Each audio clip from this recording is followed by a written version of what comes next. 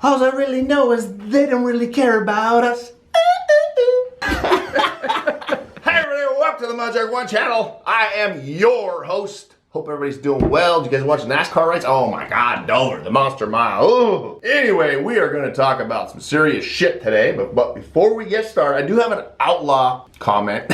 Because I don't even know. I can't even update you guys anymore because I don't know what's going on. We're going to pack us a lip. A little bit of that. Ooh. Is it too soon, Chris? YouTube going to flag this? Nah.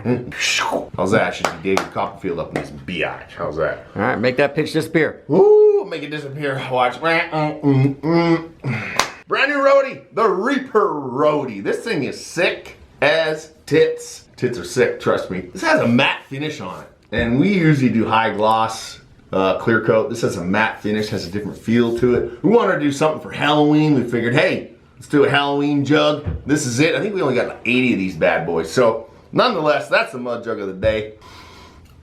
That silver pops. Yeah, I mean, and well, maybe you put a pickup, but you know, looks cool. Looks cool. All I want to say is that they don't really care about us. Yes, that's a Michael Jackson. Any Michael Jackson fans out there? By the way, you know, if you're a hater on Michael Jackson, I don't know what to tell you. Michael Jackson was a legend. If he was a pervert or not, whatever. Okay, if he was a weirdo, he wrecked his face and bleached his skin, and I get it. But that guy was a legend, man. Like, come on. Let me know in the comments if you think that's just ridiculous. Because I think Michael Jackson was the man. Well, maybe he wasn't a man. I don't even know what he was anymore.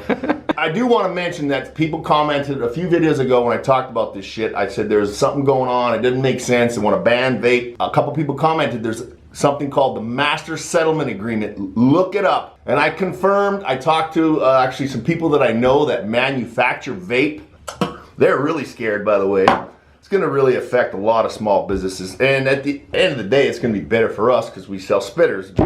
Most people are going to start dipping again. But anyway, I wanted to give you an update. I want to read you guys a few things. And that's why I say they don't really care about us. If you think that the government really gives a rat's ass about us, normal, regular Joes, you got another thing coming. One side note before I get into the Master Settlement Agreement is that New York, the New York State Court temporarily halted a proposed ban on flavored e-cigarettes and vape. They've pushed it from October 4th, which is passed. They push it to the 18th. Woohoo. New York Health Commissioner Howard Zucker, should put a Berg on there, he'd fit right in, says that this is a public health emergency. Isn't there something more important we should be focusing on that's more of a public health emergency than vaping? I would think so. But Los Angeles County bans flavored tobacco products. On October 1st, Los Angeles County's Board of Supervisors voted unanimously to ban flavored tobacco products, including e-cigarettes, chewing tobacco, and menthol cigarettes. The board also called on California Governor Gavin Newsom, what a frickin' toad that guy is, to pass a statewide ban on vaping. Well, there you go. It's gonna keep coming, folks. It's gonna keep coming. And so far, Michigan, New York, Rhode Island, Washington, these are some major states that are doing their best to ban vape. Now, the Master Settlement Agreement, and that's why I say, they don't really care about us. Since there's gonna be a lot of people who don't care about vape, but you should care about this situation because it is an example of how they are trying to take away as many rights as possible. And it's another indication that they don't really care about us. Both US and Canadian governments won huge lawsuits against big tobacco in the 90s. The payments were to be made every year based on a percentage of tobacco sold. In the US, it's called the Master Settlement Agreement. The governments, figuring tobacco sales were a safe bet, borrowed money based on how much they thought they would collect from tobacco over the next 30 years. We're in 2019. Do the math. Billions of dollars, by the way. Fast forward till now, vaping starts cutting into the tobacco profits, which reduces what big tobacco pays the government, which means the government can't pay back the loans it intended to repay using tobacco money. That, in a nutshell, sums it all up, folks. Because vaping costs the government billions, vaping costs the government more than they would save on healthcare because tobacco is such a staple of our economy. Uh-oh. And last but not least, despite all the evidence and logic, The confusion they have exploited gave crooked politicians with interest in tobacco profits and taxes an opening to legislate against vaping using the cover of false morality when it's really a way for them to make money and repay campaign contributors. And I said it, and I was right once again. You know, the whole world was just listening to old Sergeant Spitter and believe what Sergeant Spitter says, maybe their life would be a little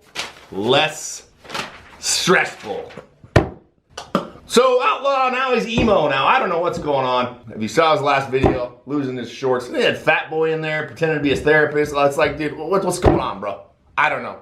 So that's all I know about that. We are still doing the Dip Run prize pack giveaway. Maybe Chris can put a picture up here. It's like $200 worth of free shit. You have to take a photo of you with your Dip Run poster and tag the Dip Run on Instagram. We'll repost it and that'll automatically enter you to have a chance to win the $200 Dip Run prize pack come December 1st. The Dip Run is on iTunes now, so all the Canadians out there, go watch the Dip Run on iTunes. It'll be worth it. It's pretty damn funny.